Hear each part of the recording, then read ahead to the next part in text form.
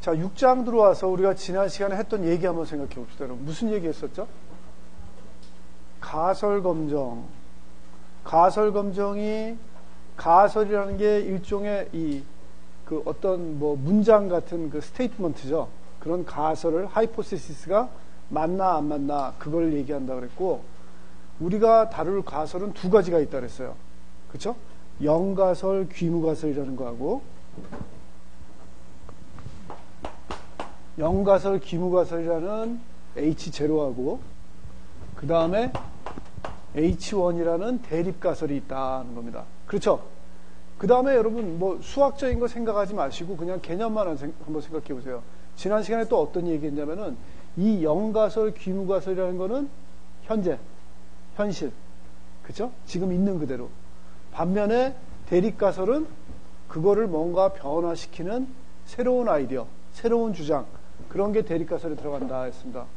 그러면서 또 비유를 뭘로 했냐면, 우리 재판 얘기했었죠, 여러분.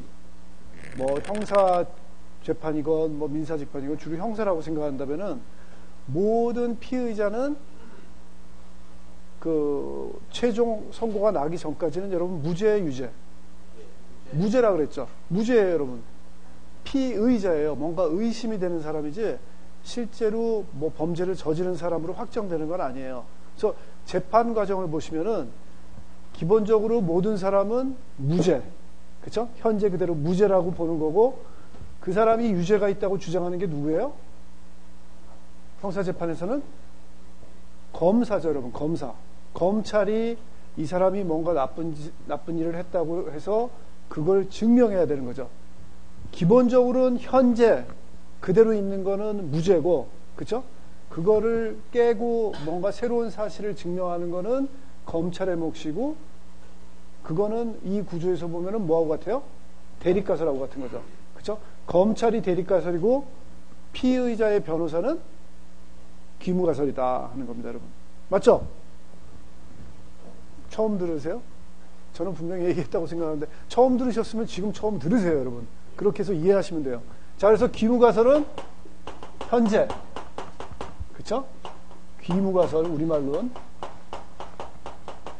귀무라는 거는 여러분, 없을 무자로 돌아간다, 그런 겁니다. 그래서 이 null hypothesis, 그런 식으로 영어하고, 영어로는 null, 제로를 나타내는 null.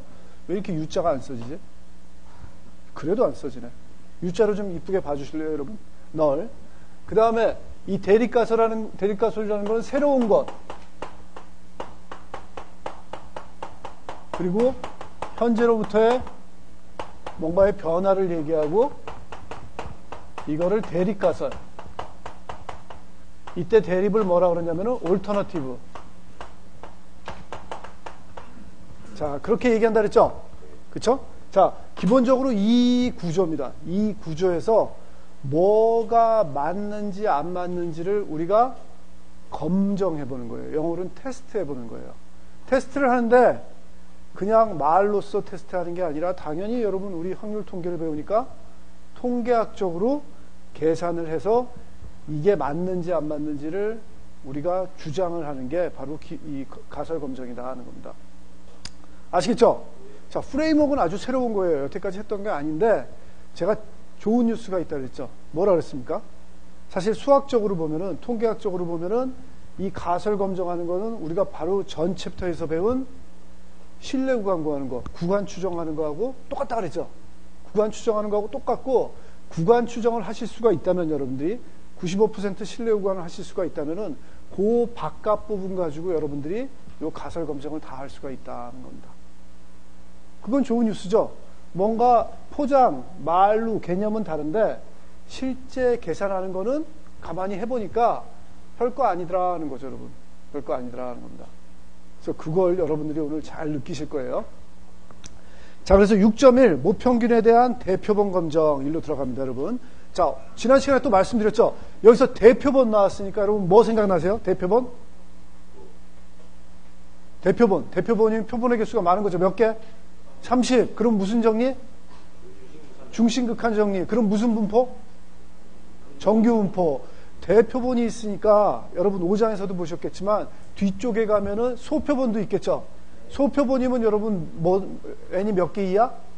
30개 이하. 무슨 분포? T분포. 그쵸? 구조 뻔히 보이죠? 대표본하고 소표본 나오고 그 사이에 또 무슨 문제 나올 것 같아요? 아니고 여러분 우리 5장에서도 나왔죠? 우리가 표본 평균 얘기하다가 중간에 하나 들어왔었죠? 표본 비율 문제가 나왔었죠? 비율 문제 또 하나 나올 겁니다, 여러분. 그 챕터가 또 분명히 나온다는 겁니다. 가만히 보면은 교과서가 스트럭처가 똑같아요. 대표본, 표본 평균에 대한 대표본, 그 다음에 한 장 띄어가지고 표본 평균에 대한 소표본, 중간에 표본 비율에 대한 그런 얘기가 있고, 그죠? 이 구조로 신뢰 구간도 했고, 가설 검정도 그대로 다 똑같이 된다는 겁니다. 아시겠죠? 여러분, 그거 말고 배운 게 또 뭐 있어요? 아는 게 없잖아요, 여러분. 그쵸? 표본 평균하고 표본 비율밖에 한 거 없어요. 우리 아직 분산 얘기만 했지, 그거 어떻게 신뢰 구하는지 그런 거 아직 안 했어요, 여러분. 그쵸? 우리가 아는 게 그것밖에 없으니까, 그거 다 차례대로 짚고 넘어가는 게 이 구조다 하는 겁니다. 자, 모평균에 대한 대표본 검정에서, 그러니까 197페이지의 예제 한번 보시면 이겁니다. 지난 시간에도 얘기했던 거예요. 다음 예제를 통하여 이절의 내용을 살펴보기로 하자. 어떤 회전식 기어의 마모를 감소시켜줄 새로운 코팅법이 개발되었다고 하자. 오랜 경험을 통해 코팅되지 않은 기어들의 평균 마모는 한 달에 80 마이크로미터 정도인 것으로 알려져 있다. 기술자들이 새로운 코팅이 기어의 마모를 어느 정도 감소시켜주는지에 대해 실험을 수행하였다. 그러니까 이거 여러분, 기아가 있어요. 기아 뭔지 지난 시간에 말씀드렸죠? 이렇게 쇠 톱니바퀴 이렇게 물러가는 기아 같은 거 생각하시는데, 이게 쇠끼리 만나면 당연히 여러분 어떻게 되겠어요? 마모가 되죠. 그래서 당연히 여러분 자동차에 들어가던 모든 부품이든 금속이 있으면은 그걸 코팅을 하고 또 뭐 해요, 여러분? 우리? 기름 뿌리죠. 기름 뿌리잖아요. 기름 뿌려가지고 그 마모가 덜 되게 하고 좀 오래 가게 만들잖아요. 그래서 이런 코팅제 개발하는 거는 우리는 별로 고민 안 하는데 기계나 저쪽 재료하는 사람들한테는 아주 심각한 문제죠. 그쵸? 그 사람들은 그것만 고민하고 있어요. 쪼잔하게. 그쵸? 그러고 있는데, 자, 기본적으로 이 기어가 있는데, 마모 정도가 80 마이크로미터. 몇 번 쓰는지 그건 생각하지 맙시다. 마모 되는 게 80이에요. 80이 되고, 이 숫자가 줄어들면 마모가 덜 되는 거니까 좋겠죠. 그쵸? 80으로 되고 있어요, 현재. 80으로 되고 있는데, 내가 새로운 코팅법을 개발을 했어요. 성분은 묻지 마세요. 하여튼 개발을 해서 제가 여러분한테 딱 제시를 했어요. 그랬더니 여러분이 그럼 테스트 해봐. 그럴 거 아닙니까? 그래서 테스트를 해서, 테스트를 해서 몇 개의 샘플을 뽑았냐면 교과서 보시면 몇 개 뽑았대요? 네 번째 줄에? 60개 뽑았다 그랬죠? 한 100개, 1000개 했는데 60개 무작위로 샘플을 했어요. 자, 그러니까, 자, 키워드 한번 봅시다, 여태까지. 자, 여러분, 귀무가설이 현재, 이거는 계속 기억하시고, 이게 something new, 대립가설이 그런 상황에서, 원래 기존에 있는 게 평균이 얼마? 80이라 그랬죠? 그쵸? 80이라 그랬어요. 뮤가 80인데, 그쵸? 내가 샘플을 몇 개 했다고요? 60개 했어요. 그랬더니, 새로운 코팅법에 의해서, 이건 새로운 코팅법이 아니라 그냥 원래 그거고, 새로운 코팅법을 실험을 해서 60개 샘플하고, 표본 평균이 얼마 나왔대요? 74. 그 다음에 또 뭐 있어요? 표준 편차 얼마? 18? 네, 이렇게 나오더라는 겁니다. 자, 그런데 여러분 문제라 이거죠. 만약에 이 코팅법이 완벽하고 세상이 확률적인 분포를 안 한다면은 내가 60개 샘플을 해가지고 그 표본 평균이 74가 나왔다면은 분명히 원래 80보다는 개선이 된 거죠. 그쵸? 개선이 된 겁니다. 내가 매번 실험할 때마다 74가 100% 나온다면은 개선된 거죠. 그렇다면은, 내가 고민을 좀 하겠죠. 74 정도면 진짜 개선이 된 건가? 그거 고민만 하다가 이 코팅법을 채택을 할 거예요. 내 공장의 기계를 다 바꿔버리고 이 코팅한 거를 다 설치를 할 텐데, 문제는 뭐예요, 여러분? 문제는 이게 확률적으로 분포를 한다는 겁니다. 랜덤하다는 거죠. 모든 실험을 할 때 74가 나오지 않는다는 거는 여러분도 알고 저도 알고 공장도 알아요. 공장 주인도. 그렇죠? 할 때마다 매번 다를 수밖에 없죠. 그렇죠? 맞죠, 여러분? 심지어는 여러분 우리 몸무게 재는 것도 그렇잖아요. 몸무게 재는 것도 요즘 많이 디지털 돼서 좀 좋아지긴 했는데, 이렇게 재고, 약간 이렇게 하고, 약간 이렇게 하고, 약간 이렇게 하고, 뭐 약간 이렇게 하고, 이렇게 하고 했다가 다 다르잖아요, 여러분. 디지털도. 그쵸? 그래서 같은 샘플인 경우에도 그렇게 다른데, 다른 샘플 하면 당연히 다 달라지죠. 그래서 이게 확률적으로 분포를 하는 상황에서는 이게 74가 나왔다 그래서 80보다 작다고 여러분 쉽게 얘기를 못 하는 거죠. 그쵸? 그래서 이럴 때 바로 가설 검증이 들어간다는 겁니다. 자, 이 문제 다시 한번 잘 생각해 봅시다. 기존에 있는 거는 모평균이 얼마라는 거예요? 80이라는 거죠. 그쵸? 80이에요. 74는 여러분 표본 평균입니다. 자, 그 다음에 요 코팅법에 의해서 코팅제를 개발한 사람이 주장하는 게 뭐예요? 새로운 거는 모평균이 이 코팅법을 적용을 하면은 80보다 크다 작다? 작다는 거죠. 그걸 얘기를 하는 거죠. 자, 그렇다면은 여기서 있는 주장 기존이다, 그대로다 하고 요 새로운 주장을 기무가설하고 대립가설에 한번 적어보자 하는 겁니다. 기본적으로 먼저 적어야 되실 게 뭐냐면 여러분 이런 거 적으실 때 항상 기억하십시오. 대립가설부터 먼저 적는 거예요. 대립가설. 대립가설이 주장하는 게 뭐라고요? 여러분 뮤가 코팅을 새로 개발한 코팅을 적용하면 뮤가 어떻게 된다고? 80보다 작다. 이렇게 적는 거다 하는 겁니다. 이게 새로운 주장이죠. 기존에 있는 건 여러분 뭐예요? 뮤가 80이다. 이거죠. 이게 기무가설이다 하는 겁니다. 자, 그런데 교과서에서는 여러분 어떻게 했냐면은 82다도 되긴 되는데 사실은 어떻게 적었냐면 이렇게 적었어요. 자, 이렇게 적으면은 무슨 이점이 있어요? 모든 경우를 다 포함하죠. 그렇죠? 뮤가 80보다 작거나 80보다 크거나 같으니까 하나도 빠진 놈이 없죠. 그래서 모든 지역을 다 커버하고 그게 장점이죠. 근데 사실은 나중에 여러분 보실 텐데 현실적으로는 이렇게만 적으셔도 돼요. 뮤가 80이다. 이렇게만 적어도 되는데 이렇게 적나 효과는 똑같다 하는 겁니다. 근데 교과서를 따라가지고 이렇게 적자 하는 겁니다. 자, 다시 한번 얘기합니다. 적는 방법은 우선 대립가설을 적으세요. 새로운 주장. 뮤가 80보다 작다. 그리고 아닌 것들을 다 귀무가설, 현재다 이렇게 적어놓자 하는 겁니다. 괜찮습니까? 괜찮죠? 자, 이러한 귀무가설하고 대립가설을 우리가 요 문제 가지고 세울 수가 있다 하는 겁니다. 오케이. 자, 그런데 실험을 하니까 이렇게 나왔다. 샘플링 60개 하고 샘플링 60개 했더니 X바는 74 나오고 S는 18 나왔다면은 우리가 사실은 두 가지 해석이 가능하다 그랬죠. 그 두 가지 해석이 여러분 뭐예요? 198페이지에 네모 두 개라 그랬죠. 자, 강철 읽어보세요. 뭐라고 적은 거예요? 첫 번째. 실제로 목평균이 80보다 크거나 같은데 54의 구절이 결정에 의해 표본 평균이 같이 나타난 것이다. 따라서 코팅을 하더라도 평균 망원은 80% 이상이 될 것이다. 표본이 결과를 잘못된 쪽으로 유도하고 있다. 두 번째는? 실제로 목평균이 80보다 작다. 따라서 표본 평균은 이러한 사실을 반영하고 있다. 표본은 코팅을 통해 기대할 수 있는 실제 차이를 반영하고 있다. 자, 여러분, 요 얘기를 들어보니까 각각이 뭘 설명하는 거예요, 사실은? 어떤 게 각각 맞다는 거예요? 첫 번째 거는, 무슨 가설이 맞다? H0, 영가설, 귀무가설이 맞다는 거고, 두 번째는 대립가설이 맞다는 거죠. 여러분, 요 숫자만 가지고 딱 봤을 때는 우리가 수학적으로 무슨 계산을 하기 전에는 둘 다 말은 돼요. 그쵸? 둘 다 가능성이 있죠. 둘 다 가능성이 있다는 겁니다. 이 상황에서 우리가 어떻게 좀 더 통계학적으로 우리가 필요한 정보를 끄집어내냐 하는 게 이 가설 검증이다 하는 겁니다. 자, 여기서 어떻게 하는 거냐면 이렇게 하는 거다 하는 겁니다.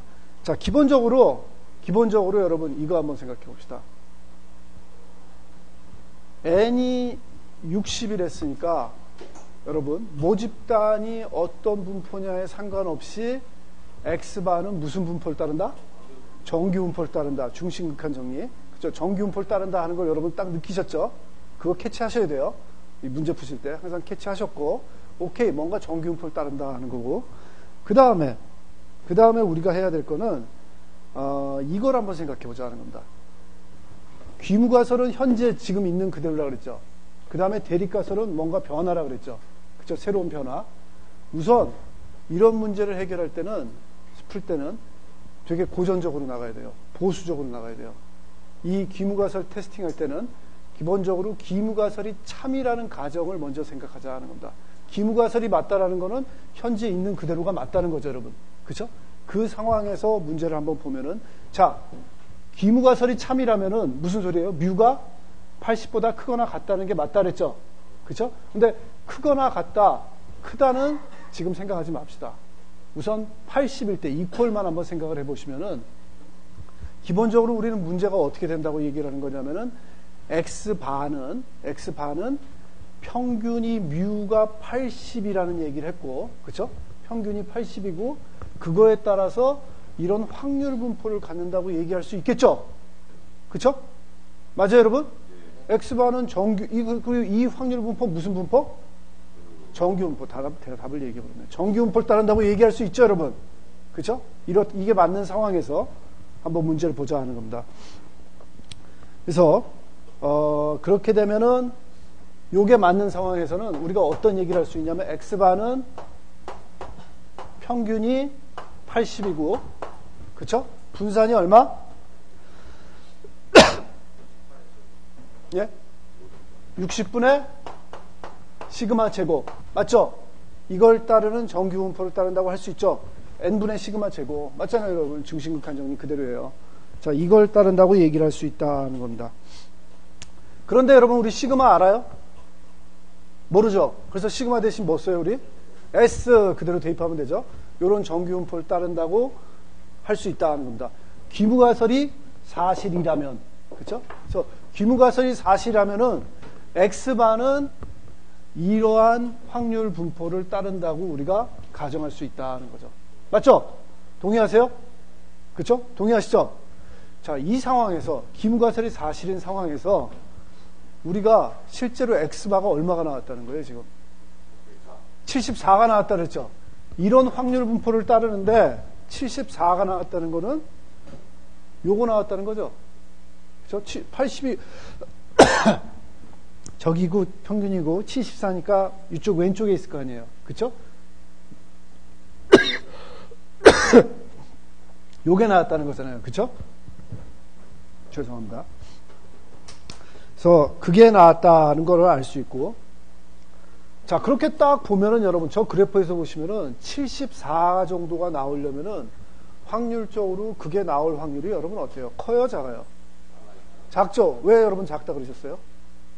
뭐 보고 그 얘기하셨어요? Z값 마이너스 2.58 보니까 그것도 얘기하셨고, 그 다음에 위에 뭐 P가 뭔지는 모르겠는데 요게 확률 같으니까 확률이 여러분 뭐라고 쓰여 있는 거예요? 요보다 작거나 같은 확률이 0.0049라고 적혀 있는 거죠? 그쵸? 0.0049면 여러분 어떻게 되는 거예요? 엄청 작은 거죠. 그쵸? 야구 선수로 따지면 지금 코리안 시리즈 하니까 타율이 얼마나 되는 거예요? 0할 0푼 4리. 까짓 거 반올림 해줘서 5리. 그쵸? 0할 0푼 5리면은 죄송합니다, 여러분. 진작에 방출됐겠죠? 그쵸? 한국 시리즈 그 명단에 끼지도 못했을 거예요. 그러니까 아주 그 확률이 아주 낮다는 거죠. 그쵸? 자, 이 선수는 야구 선수라면은 1000번 나와서 5번 치는 거죠, 여러분. 5번 히트 만들 수 있는 거니까 암울한 상황이죠, 여러분. 그쵸? 그런 상황이 정도로 확률이 아주 낮다는 거죠, 여러분. 그쵸? 아주 낮다는 거죠. 자, 이걸 보시면 여러분 어때요? 귀무가설이, 핵심은 이겁니다. 귀무가설이 사실일 때, 우리가 74라는, X바가 74라는 나올 확률을 여러분들이 이렇게 계산해 보니까, 그거보다 작거나 같은 확률. 그쵸? 여러분 계산하실 수 있죠? 그거는 요거, 여러분 지금 우리 6장 안 들어오더라도 그 전에 여러분 다 계산하실 수 있어요.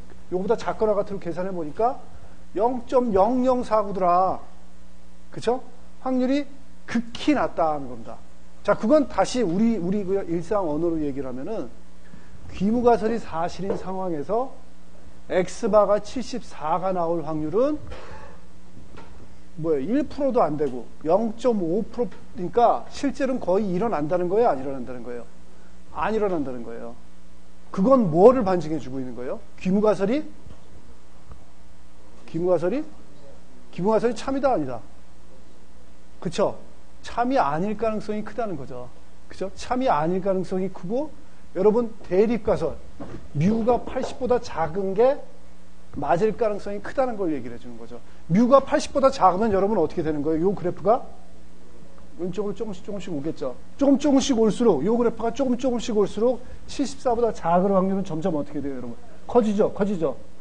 그렇죠? 그렇게 된다 하는 거죠. 그러니까 귀무가설이 참일 때 요 74라는 관찰값 그거보다 작거나 같을 확률이 1%도 안 되고, 만약에 그렇다면은 대립가설이 사실이라면은 대립가설은 요거보다 분명히 요거보다 왼쪽에 이렇게 있을 테니까 요 확률이 훨씬 더 커지는 거죠. 그죠? 대립가설이 사실일 때 이게 나올 확률이 더 크니까 대립가설이 맞을 확률이 더 크다는 거죠, 여러분. 그죠? 자, 여러분 이렇게 말하다 보니까 여러분들이 가설 검증하셨어요. 뭐가 맞고 뭐가 틀리다고 지금 얘기하신 거예요. 대립가설이 맞고 기무가설은 삥! 이라는 얘기를 한 거죠. 그쵸? 자, 그렇다면 지금 코팅법은 어떻게 된 거예요, 여러분? 새로운 코팅법이 실제로 개선을 한 거죠. 그쵸? 개선을 한다 하는 그런 결론이 나온다는 거죠. 아시겠죠? 전체적인 흐름은 이렇습니다. 근데 여기서 중요한 게 뭐냐면 여러분, 요겁니다. 요 확률. 그쵸? 기무가설이 사실일 때 74보다 작거나 같을 확률을 우리가 뭐라 그러냐면은 우리가 P값이라 그래요, 여러분.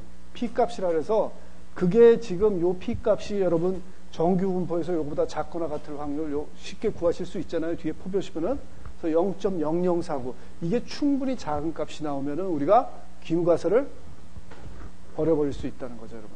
아시겠죠? 이게 그런데 충분히 안 작고 예를 들어서 한 30% 나오면 여러분 버리시겠어요? 버리시면 안 돼요. 그죠? 아주 작아야 버리셔야 된다는 겁니다. 왜 아주 작아야 버려야 되냐면은 귀무가설이 여러분 뭐라 그랬어요? 현재라 그랬죠? 그쵸? 현재예요. 현재를 변화시킨다는 거는 모험이에요, 누구한테든지. 현재를 버리고 뭔가 새로운 걸 여러분 채택을 할 때는 새로운 게 진짜 괜찮다는 확신이 있어야 되는데 그걸 위해서는 우리가 좀 더 엄격할 필요가 있다는 거죠, 여러분. 그래서 요 P의 확률이 아주 작아야 기무가설을 버리고 대립가설을 채택하게 된다. 근데 이 아주 작은 정도를 우리가 몇 프로라 그러냐면은 일반적으로 우리 통계에서 얘기할 때는 한 5%? 근데 여러분 통계학 책이 5%라 해서 여러분들이 꼭 5% 따를 필요는 없어요. 여러분 개인적으로 더 스트릭트 하고 싶은 1% 하시고 0.1% 하시고 변화하기 싫으시면은 그 한계를 뭐 0.00000000001% 하시면 되잖아요.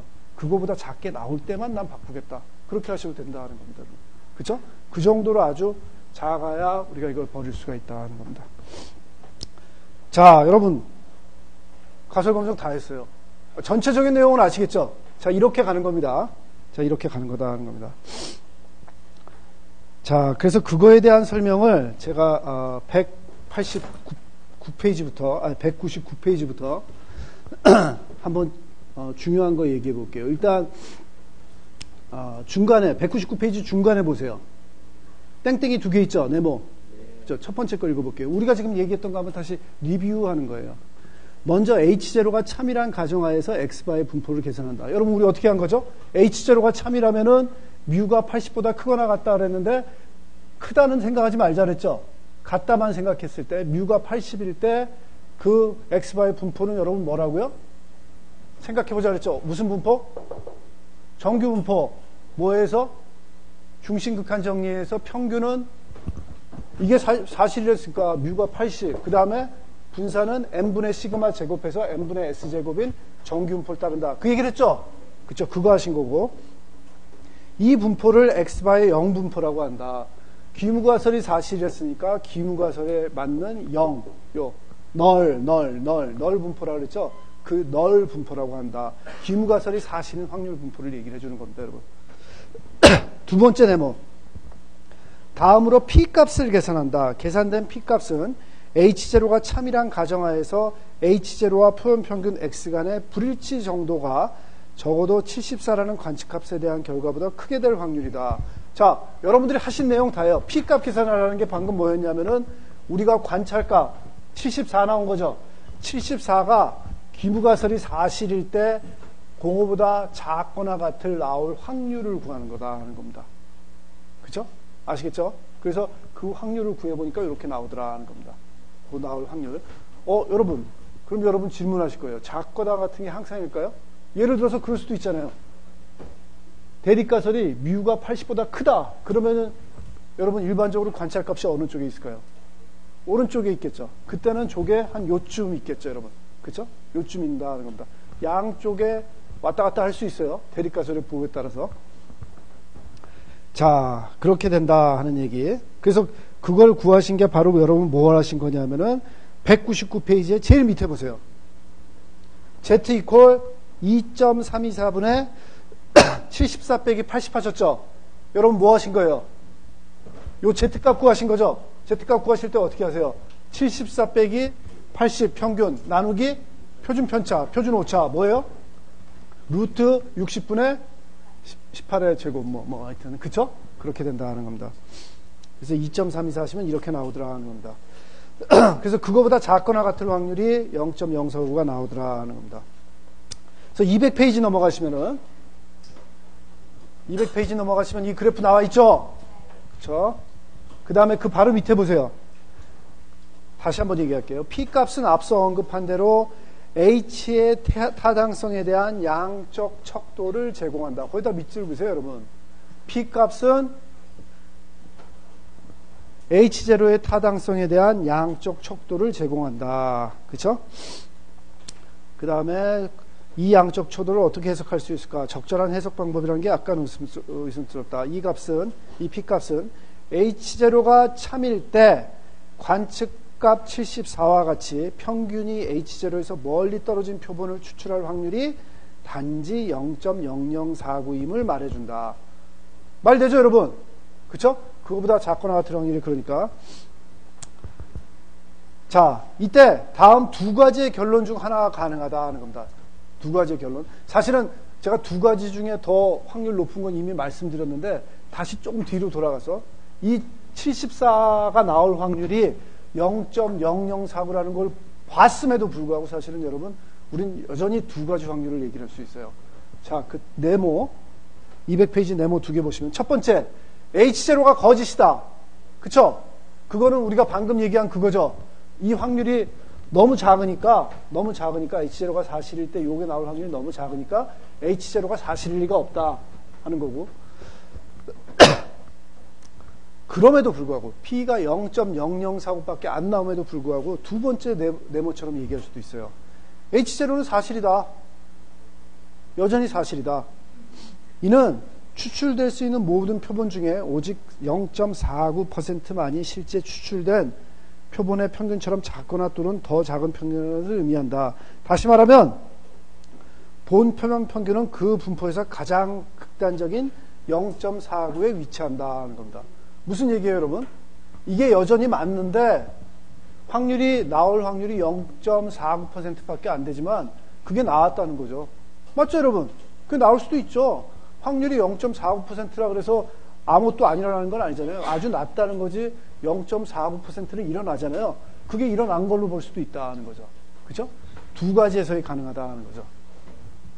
두 가지 해석이 가능한데 그런데 여러분 우리는 아는 거죠. 두 번째 얘기한 이게 사실일 때 요게 0.49% 나온다는 거는 너무 작아요. 그렇죠? 너무 작다는 겁니다. 일반인이 보기에는 일반적으로 우리가 사회적으로 보기에는 0.49%라는 거는 아니라는 거죠, 여러분. 그렇죠? 아니라고 본다 해서 일반적으로는 우리가 이거를 버리게 된다 하는 그런 결론을 내리게 된다 하는 겁니다. 아시겠죠? 예. 그래서 이러한 P 값들은 그러면은 P의 이 기준은 뭐냐? 여러분 개인적으로 알아서 하시라 그랬고 제가 한 가지 얘기했던 거는 사회적으로 통계학적으로 가장 많이 쓰는 값은 0.05 5% 이하면은 보통 P값을 의미가 있다 그렇게 본다 하는 겁니다. 그런 얘기가 여러분 어디 써여 있냐면은 201페이지에 쓰여 있습니다. 여러분들이 한번 읽어보세요. 아시겠죠? 그래서 요 계산한 요 Z값을 우리가 뭐라고 부르냐면은 검정통계량이라고 불러요. 검정통계량.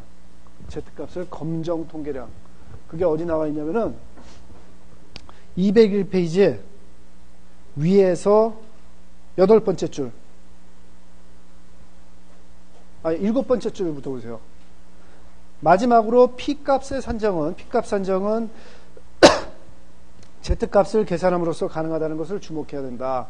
이러한 이유로 Z값을 검정 통계량이라고 부른다. 자, 검정 통계량이라는 그 단어 한번 생각해 봅시다. 여기서 검정이라는 건 뭐예요? 어디서 나온 검정이에요?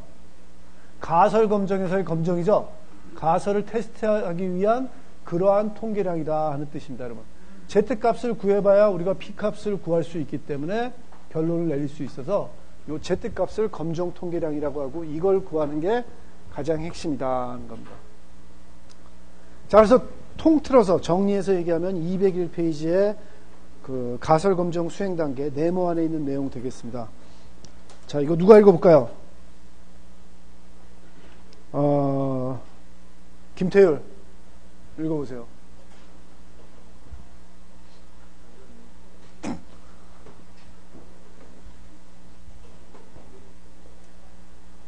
김태율, 네, 읽으세요.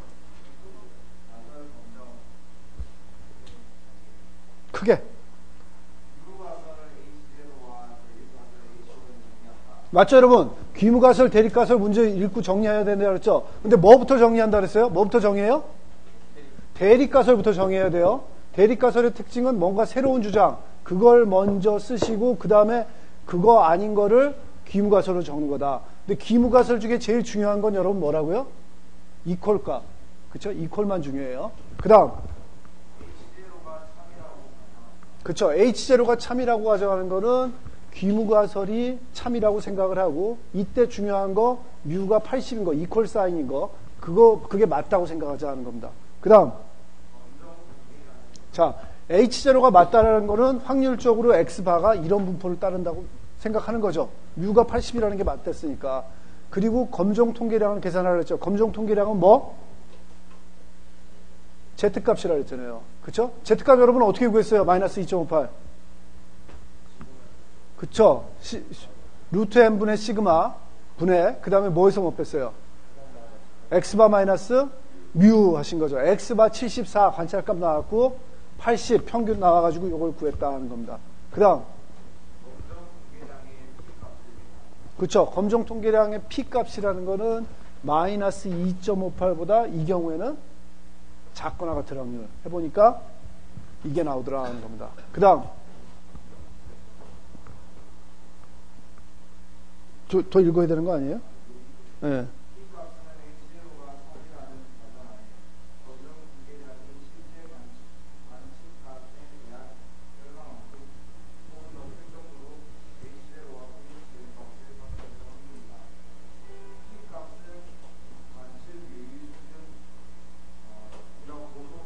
아시겠죠, 여러분? P값을 관측 유의 수준. 유의라는 거는 여러분, 영어로 뭐라고 쓰여 있어요?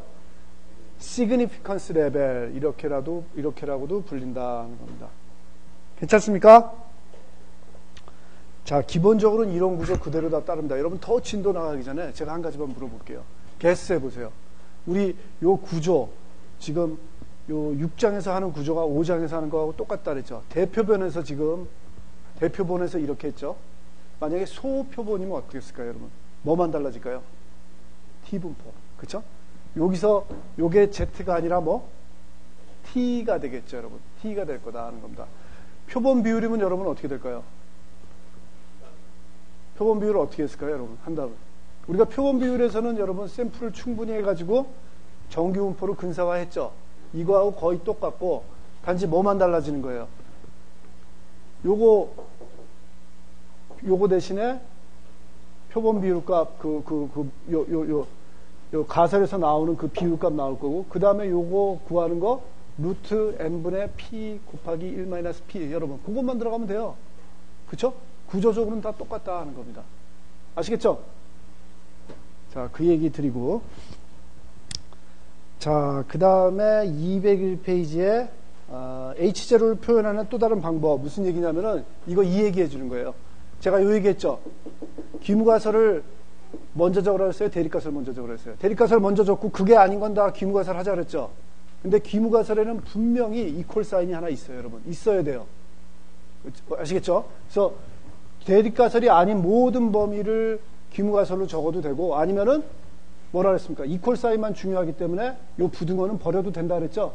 그쵸? 그래서 이퀄만 남겨둬도 되고 부등호 있는 것까지 다 해도 되고 둘 다 아무렇게나 쓰셔도 상관없다. 그런데 통계학적으로는 뭐만 쓴다 우리가? 이퀄 사인일 때만 쓴다 하는 겁니다. 아시겠죠? 자, 여러분 그게 말이 되는 게 한번 보세요. 자, 이 경우에 귀무가설이 사실이라면은 뮤가 80보다 크거나 같죠? 그쵸? 뮤가 80일 때 요 그래프였어요. 크거나 같으니까 귀무가설의 그래프들을 다 얘기를 해보면은 요 그래프가 오른쪽으로 이렇게 조금씩 이동했을 때가 다죠. 다죠, 여러분. 다 사실인 거예요. 그쵸? 그래서 예를 들어서 요 그래프가 한 이쯤 와 있다고 생각해 보세요. 근데 여전히 뮤가 80보다 크거나 같죠?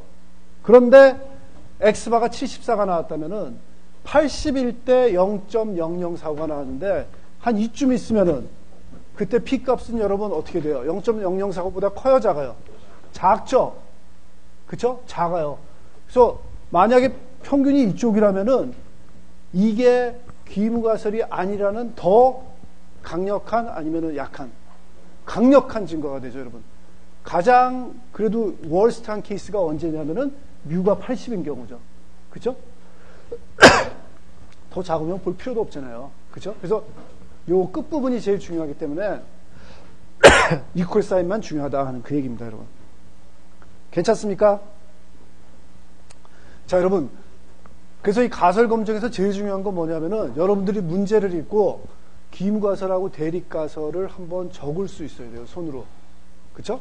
그 연습을 하는 게 되게 중요하다 하는 겁니다. 그래서 우리가 예제를 한번 같이 보는데 예제에서 저는 여러분들한테 뭐를 강조할 거냐면은 말을 읽어보시고 먼저 무슨 가설을 정하라? 대립가설. 대립가설을 뽑아내 보세요. 그 다음에 대립가설이 아닌 거는 다 귀무가설로 해버리시면 되고 그 중에서도 제일 귀무가설에서는 이퀄 사인만 나중에 실제 계산할 때 쓰시면 된다는 겁니다. 문제 봅시다. 자, 202페이지 example 6.1 논문에서 여러분은 여러 종류의 윤활유를 대상으로 다양한 실험을 수행하였다. 한 실험에서는 45개의 강구에 정화된 등유를 칠한 후 600rpm에서 60분 동안 40kg의 하중을 가했다. 지름의 평균 감소 정도가 673.2 마이크로미터이고 표준 편차는 14.9 마이크로미터였다. 윤활유의 설명서에는 평균 감소 정도가 675보다 작다고 되어 있다. 가정하자. 이때 가설 검정을 해봐라 하고 그렇게 얘기를 한다면 여러분 이 문제에서 우리한테 유용한 정보를 끄집어내자 하는 겁니다. 자, 앞에 거하고 되게 비슷해요. 윤활유를 넣어가지고 요 스틸 볼에 요 마모를 좀 적게 하는 거예요. 근데 윤활유를 여러분들이 뭔가 새로운 걸 얘기를 해서 개발을 해서 내가 지금 팔려는 거예요, 여러분. 공장에. 그래서 공장 주인 입장에서 그거를 한번 테스트해 보려는 딱 그 문제죠. 자, 이 경우에 대립가설은 뭐예요, 여러분? 대립가설. 새로운 주장. 뭐죠? 윤활유를 지금 내가 팔려는 거죠. 팔려는 사람이 주장하는 바가 뭐예요? 뮤가 어떻다는 거예요? 675보다 작다, 크다. 작다라고 써있죠. 윤활유 설명서. 여러분, 내가 제품을 개발했으면 내가 설명서 가져갈 거 아니에요. 규격이 이렇게 된다. 자, 따라서 이 경우에는 뮤가 얼마? 675. 이걸 먼저 캐치하실 수 있어야 된다는 겁니다. 이게 새로운 주장이라면은 여러분, 그럼 귀무가설은 어떻게 써요? 이게 아닌 모든 범위니까 뮤는 675보다 크거나 같다. 그쵸? 이렇게 쓰자 하는 겁니다. 그 다음에 테스트할 경우는 n이 몇 개 지금? 몇 개 테스트했대요? 45개. 그쵸? X바가 얼마 나왔어요? 673.2. 그 다음에 또 주어진 정보 뭐 있어요? 표준 편차는 14.9. 이렇게 주어졌다 하는 겁니다. 그렇죠? 그렇죠, 여러분? 자, 여러분, 문제 구조가 이거하고 어때요? 똑같아요. 그쵸? 요 80 대신에 뭐 쓰시면 돼요? 675 쓰시고, 74 대신에 뭐 쓴다고요? 673.2 쓰시고, 여러분 뭐 루트 n분의 시그마 그대로 정리하시면 되죠. 검정 통계량 어떻게 나올까요? 불러주세요. X바 얼마? 673.2 빼기 675. 675 어디서 나왔어요? 기무가설이 사실일 때 이퀄일 때만 중요하다 그랬죠? 675. 루트 n분의 14.9. 그쵸? 이거 구해보시면 나오는 거죠. 이거 구했더니 여러분 예제에서 답이 얼마 나왔대요? 마이너스 8.1. 여러분 여기서는 아까 마이너스 2.58이었는데 마이너스 0.81 나왔어요. 그러면 여러분 P가 이거보다는 어때요? 훨씬 크죠? 예제 답에서 P가 얼마래요? 0.209. 와우. 여러분 기무가설이 사실일 때 이런 샘플을 얻을 확률이 20%나 된대요. 20% 되면 여러분 버리시면 안 돼요. 엄청 높은 거예요. 20% 나올 수 있어요. 그리고 일반적으로 기준으로 생각하라는 게 몇 프로 여러분? 5%, 0.05 그걸 생각하시라 했으니까 20%면은 여러분 이 기무가설을 버릴 수가 없다는 겁니다. 그렇죠? 자, 기무가설을 버릴 수 없으니까 여러분들이 공장 주인이라면은 내가 지금 여러분한테 개발해서 딱 프리젠트한 이 윤활유를 사셔야 된다는 거예요? 안 사셔야 된다는 거예요? 사면은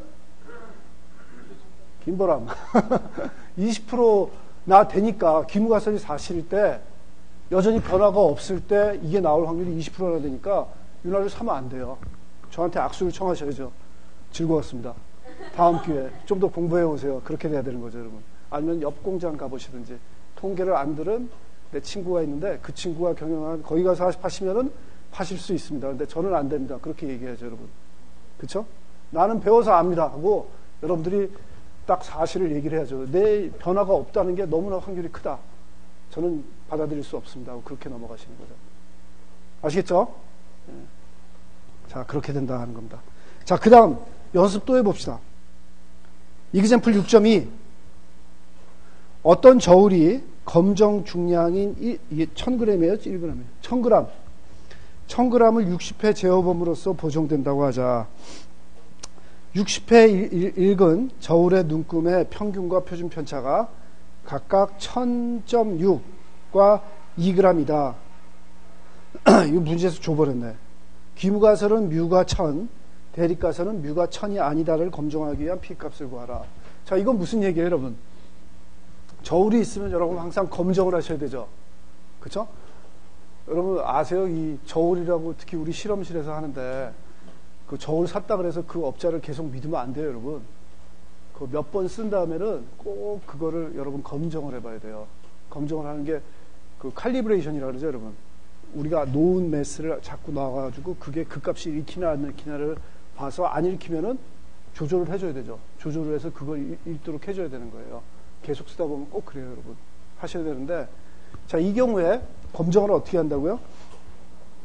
1000g짜리를 60회 재범으로써 하는데, 60회 재범으로써 하는데, 60회 재보니까 그 X바가 얼마 나왔냐면 1000.6, 그 다음에 표준 편차가 2가 나왔더라 하는 겁니다. 이때 기무가설은 뮤가 1000이고 대립가설은 뮤가 1000이 아니다 그랬습니다, 여러분. 이거 좀 다른데? 우리 여태까지 뭐 했어요, 여러분? 보세요. 대립가설이 뭐보다 크거나 작다 했죠? 그런데 지금은 대립가설이 어떻게 생겼냐면은 뮤가 1000이 아니다 그랬죠, 여러분. 그쵸? 1000이 아니다 그랬어요. 그러면은 원칙은 똑같아요. 아까 대립가설을 먼저 정하신 다음에는 기무가설은 여러분 대립가설이 아닌 모든 거라 그랬죠. 그쵸? 그러니까 이거는 그냥 심플리 뮤가 1000이 되는 거죠. 자, 그럼 그 문제는 해결이 됐고, 자, 이 문제 구조에서는 어떻게 되냐면은 뮤가 1000이 아니랬으니까 뮤가 1000보다 다르려면은 여러분 어떻게 될 수가 있어요? 그렇죠? 여기 있을 수도 있고 여기 있을 수도 있죠. 양쪽에 다 있을 수 있다는 겁니다. 그 케이스를 다 고려를 하셔야 된다는 겁니다. 아시겠죠? 그래서 이 경우에 문제를 쫙 풀어보니까 Z가 얼마 나왔어요? 밑에 한번 보세요, 여러분. 2.32가 나왔죠? 그래서 2.32가 나오면은 그래프가 어떻게 되냐면 여러분 이렇게 되는 거예요. 사실은 요것만인데, 요 부분만이죠. 요 부분만인데 우리가 뭐라 그랬어요? 아니다 그랬으니까 여러분 어떻게 되는 거예요? 양쪽에 다 존재할 수 있는 거를 다 고려를 해줘야 된다는 겁니다. 아시겠죠? 그래서 요게 P값이 0.010이 나왔으면은 다르다 그랬으니까, 아니다 그랬으니까 요쪽에 0.012 나오는 것, 0.010이 나오는 것까지 합쳐가지고 P값을 해야 된다는 겁니다. 그래서 P가 얼마가 되는 경우예요? 이건 해보니까 두 개를 다 더하니까 0.0204가 되는 거죠, 여러분. 아시겠죠? 그쵸? 이렇게 이퀄이 아니다. 그런 식으로 되면은 작고 같은 거 양 끝을 다 고려를 해 주셔야 된다는 겁니다. 아시겠죠? 그렇게 된다는 거죠. 그래서 P 값이 두 개를 다 더해서 0.0204 이렇게 된다 하는 거 여러분이 봐주시면 되겠습니다. 자, 204페이지 서머리 한번 봅시다.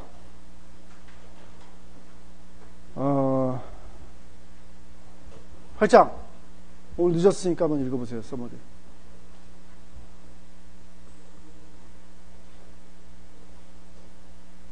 뮤.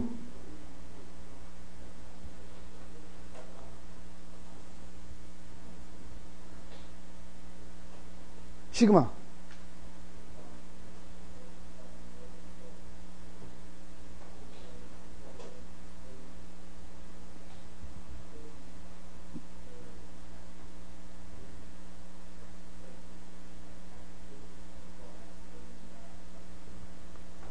자, 그래서 x1부터 xn이라고 하자 했으니까 그때 h0가 어떻게 생길 수 있냐면은 뮤0보다 작거나 같거나 아니면은 크거나 같거나 아니면은 뮤0와 같은 형식의 기무가설을 검정하기 위해서 검정 통계량 Z를 계산한다. 왜 Z라 그랬어요, 여러분? 샘플의 개수가 많으니까. 그쵸? Z를 하시고 시그마를 모른다면은 시그마는 S자와 근사적으로 같다고 가정하자.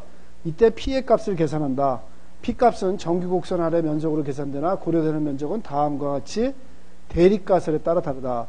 첫 번째, 대립가설이 뭐보다 크거나 같다 그러면은 어느 쪽에 있는 거예요, 여러분? 오른쪽에 있는 거고. 그쵸? 오른쪽에 있는 거고. 여기 안 나오네.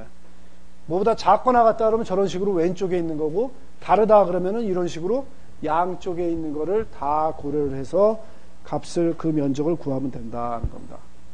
괜찮아요, 여러분? 하실 수 있겠죠?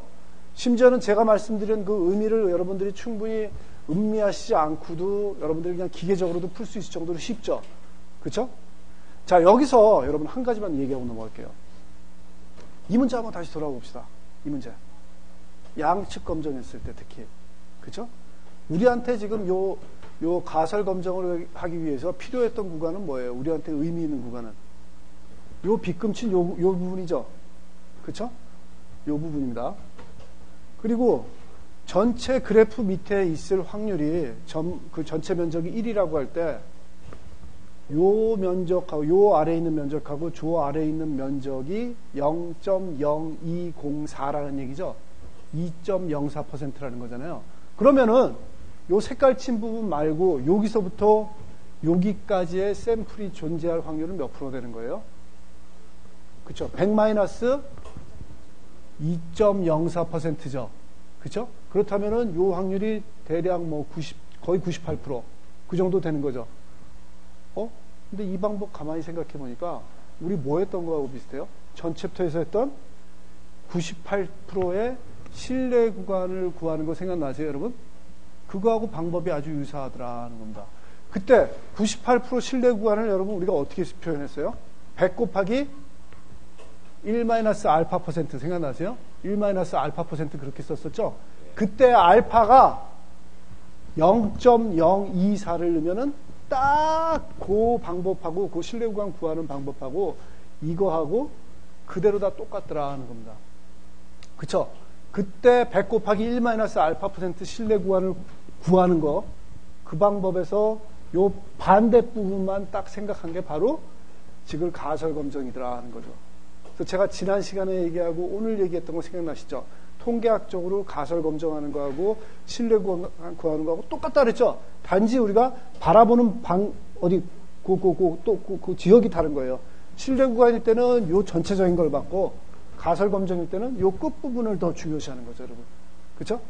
그래서 전체적인 그림에서 우리가 예를 들면 그거죠. 저를 딱 봤을 때 앞을 보냐 뒤를 보냐 아니면 뭐 저를 봤을 때 몸통에만 관심 있냐 팔에만 관심 있냐 전체적으로 어차피 다 보긴 봐가지고 이걸 파악을 해야 될 거 아니에요. 그래서 그런 문제다 하는 겁니다. 그래서 결국은 같은 거를 보는 문제다 하는 얘기를 여러분한테 드리고 싶다 하는 겁니다. 오케이? 자, 이제 6.2로 넘어갑시다. 6.2에 거의 여러분들이 교과서에서 읽어보시면 돼요. 207페이지의 서머리 한번 봅시다. P값이 작을수록 우리는 H0가 거짓일 것을 더욱 확신한다. 맞죠? 그렇죠, 여러분? 여기서 P가 작으면 H0가 더 거짓이라는 걸 확신했죠. P값이 클수록 H0가 참일 가능성은 커지지만 H0가 참이라고 명확하게 결론 내릴 수는 없다. 여러분 맞아요? 맞죠? P값이 크다 그래서 H0가 참일 가능성은 크지만 H0가 분명히 참이다. 그렇게는 얘기 못해요. 왜냐하면 H1이 참일 수도 있어요. 그렇죠? 여전히 참일 수도 있다 하는 겁니다. 명확하게 그런 얘기 못한다 하는 겁니다. 경험적인 법칙은 P가 0.05일 때 H를 기각하라고 추천한다. 제가 아까 했던 얘기죠?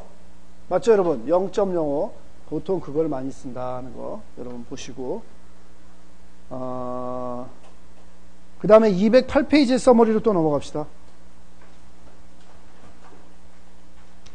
알파를 0과 1 사이의 어떤 값이라고 하자. 이때 P가 알파보다 작으면은 검정 결과는 100 곱하기 알파 퍼센트 수준에서 통계학적으로 유의함을 의미한다. 그쵸? 여기 알파 대신에 뭐 0.05를 넣으시든지 0.01을 넣으시든지 여러분들이 말을 한번 만들어 보세요. 딱 그 얘기 나오죠? 그쵸? 그 얘기 나온다 하는 겁니다. 귀무가설은 100 곱하기 알파 퍼센트 수준에서 기각된다. 가설 검정을 보고할 때는 P값을 0.05 또는 0.01과 단순 비교하지 말고 P값 자체를 보고하라. 자, 무슨 얘기냐면 이런 경우에 여러분 가설 검정했더니 우리가 정확히 계산했죠. P가 0.0204라고 계산을 했는데 P값이 0.0204라고 여러분 이렇게 답을 쓰는 게 맞다는 거죠. 이렇게 안 쓰고 제가 P값을 판단할 때는 5%가 되게 일반적으로 많이 쓰인다 그래서 P가 그냥 0.05보다 작다. 그렇게 쓸 수도 있죠. 근데 그러지 말라는 거예요. 왜냐하면은 P가 0.05보다 작다라는 것보다 P가 0.0204라고 하는 게 정보를 더 정확히 주는 거잖아요, 여러분. 그쵸? 그래서 계산한 결과를 그대로 다 리포트하라 하는 겁니다. 판단은 누가 하는 거예요? 듣는 사람이 하는 거예요. 듣는 사람이 하는 거예요. 그 사람이 0.0204가 작다고 느끼던 크게 느끼건 그건 네가 알아서 하라는 거예요, 여러분. 왜냐하면은 자기 리스크잖아요. 그죠? 그게 작다고 생각해서 그냥 받아들여도 되고, 아니다. 그건 자기한테 너무 크다 해서 안 받아들인다면은 받아들이지 말라 하는 거죠, 여러분. 그래서 그 숫자를 그대로 다 리포트하는 게 좋다. 여러분이 괜히 0.05보다 크다, 작다 해서 결론까지 내시는 거는 아니다 하는 거죠. 아시겠죠? 받아들이는 사람한테 다르다 하는 겁니다. 따라 그 얘기를 해주는 거고. P값은 H0가 참일 확률이 아니다. 이거 여러분들이 아까 동의하셨죠? 다시 한번 읽어보세요. P값이 작다 그래서 H0가 P값이 크다 그래가지고 H0가 참이다. 그런 얘기는 아니에요. 여전히 H1이 맞을 수도 있어요. 그쵸? 그걸 얘기를 해주는 거다. 그래서 H0를 잘 선택하라 하는 그 얘기 여러분들이 한번 보시고 이그젬플 6.4하고 6.5를 여러분들이 꼭 한번 읽어보세요. 그쵸? H1하고 H0를 어떻게 선택하냐에 따라서 해결책이 달라질 수가 있어요. 그래서 여러분들이 문제에서 대립가설을 어떻게 추출하냐가 되게 중요하다 하는 거를 여러분들이 이그젬플 6.4하고 6.5를 보면서 꼭 한번 익혀주십시오 하는 거 부탁드립니다. 그 다음에 210페이지, 211페이지, 212페이지까지는 여러분들이 읽어보세요. 제가 다 한 얘기예요.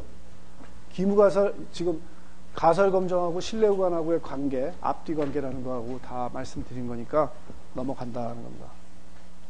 자, 6.3 모비율에 대한 검정. 여러분 맞죠? 표본 평균에 대표본 나오고 표본 평균에 그 소표본 나오기 중간에 항상 뭐 나온다고요? 비율 나와요, 여러분. 비율 나온다는 겁니다. 그래서 그 비율 얘기가 그대로 나오고, 자, 여러분 이것도 다 여러분들이 읽어보셔도 돼요. 중요한 거는 여러분 뭐냐면은,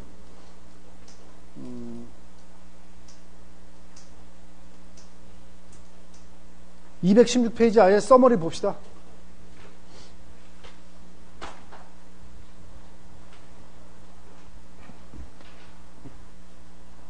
자, 216페이지의 서머리. 박정호, 한번 읽어보세요.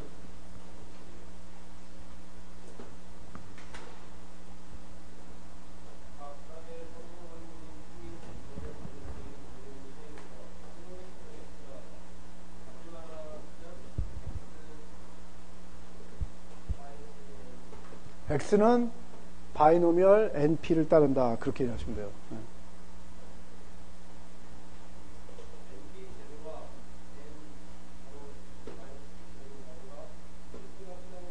자, 여러분, 이거 뭐예요?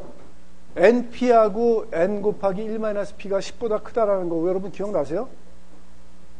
이게 커야 우리가 뭐 어떻게 된다고요? 이거를 정규분포로 근사할 수 있다는 거예요, 여러분. 그 조건이에요. 우리 다 배운 거예요. 그쵸? 가정하고, 그러니까 정규분포 쓰자는 얘기예요, 여러분, 이제. 자, 그 다음.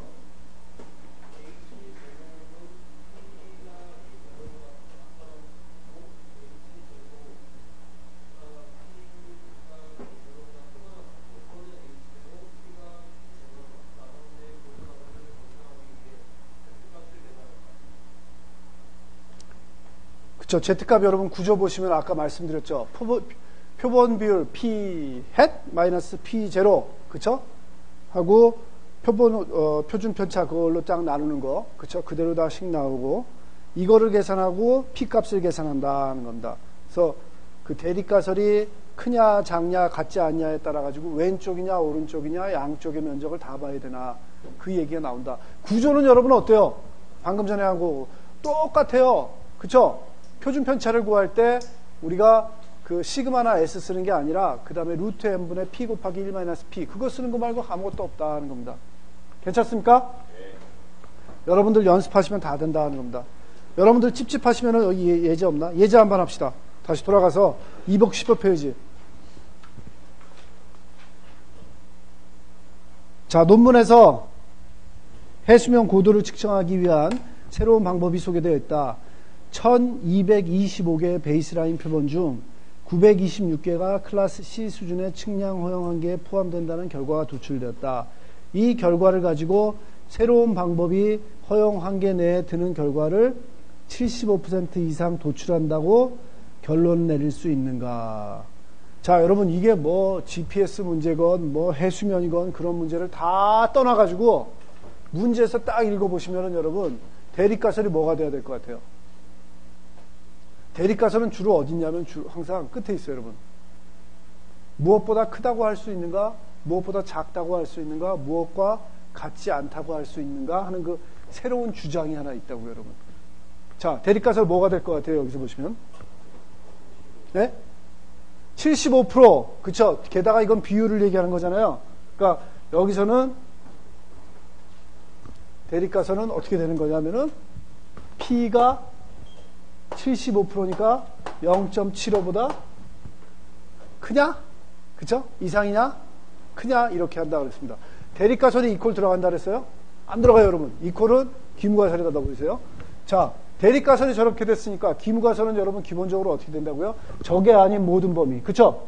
그러면은 P가 0.75보다 작거나 같다. 이렇게 쓰면 된다 그랬죠? 그쵸? 새로운 주장을 여기 쓰고 그게 아닌 걸 다 여기다 쓴다는 겁니다. 그리고 이퀄은 여기 포함되고 나중에 계산하실 때는 역시 이퀄만 제일 중요하다는 겁니다. 아시겠죠? 자, 지금 문제에서 보시면은 표본 비율 하나가 얼마 나왔어요? P 해시. 이런 주장에서 실제로 실험을 해보니까 몇 개 중에 몇 개? 1225 중에 몇 개? 925. 5예요? 6. 이라는 비율이 나온 거죠. 표본 비율이 나온 거다 하는 겁니다. 이 값이 어떤 거하고 맞냐 그런 걸 얘기를 할 수 있냐 하는 거죠, 여러분. 자, 이렇게 됐을 때 가설 검정을 하라 하는 겁니다. 자, 기본적으로 검정 통계량 Z 쓸 수 있겠어요, 여러분? 어떻게 하라 그랬어요? 뭐하고 뭐가 10 이상인 거 체크하라 그랬죠. N 1225 하고 NP하고 N1-P가 10 이상인 거 확인하라 그랬죠. 10 이상 나올 것 같아요? 안 나올 것 같아요? 나오겠죠, 당연히. 그쵸? 1225 이렇게 큰데 나오죠. 그쵸? 나올 거고. 그러니까 정규분포 써도 되고. 검정 통계량 Z는 여러분 어떻게 된다고요? P hat 마이너스 0.75 나누기 루트 n분의 P hat 1-P hat. 그쵸? 이거 하시면 된다 그랬죠? 그렇게 했더니 값이 얼마 나왔어요? 이거래요, 여러분. Z가 얼마 나왔냐면 여기서 0.48이 나오더라는 겁니다. 귀무가설이 사실인 상황에서 요 표본 비율보다 크거나 같을 확률이 0.3156이 나오더라. 그럼 여러분 어떻게 결론 내려요? 귀무가설이 맞아요? 틀려요? 귀무가설 버려요? 말아요? 귀무가설 버려요? 버리면 안 되죠. 그렇죠? 귀무가설이 사실일 때 0.75일 때 이만큼 요 값이 나올 확률이 그거보다 크거나 같은 확률이 나올 확률이 30%라 되니까 안 되죠, 여러분. 버리면 안 되죠, 이건. 그렇죠? 귀무가설이 맞다 하는 거죠. 그러니까 귀무가설이 맞다는 얘기는 대립가설 0.75보다 이상이다 하는 얘기, 그거보다 크다라는 얘기를 받아들일 수 있어요, 없어요? 받아들이기가 힘들다 하는 거죠, 여러분. 힘들다 하는 거죠. 그런 결론이 난다는 거죠. 아시겠죠? 그렇죠? 자, 여러분 기왕 이렇게 된 거 6.4도 끝낼까요? 6.4 여러분 사실은 내가 가르치라 해도 내가 뭐 할 것 같아요? 안 할 것 같아요?